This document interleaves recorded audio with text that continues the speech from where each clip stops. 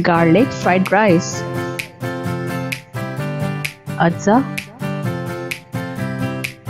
تیل 1 کھانے کا چمچ, چاول 2 کپ ابلے ہوئے,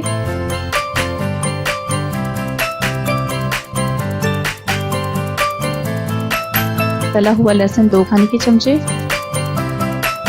نمک آدھا چائے کا چمچ یا حسب ذائقہ, سفید مرچ آدھا چائے کا چمچ.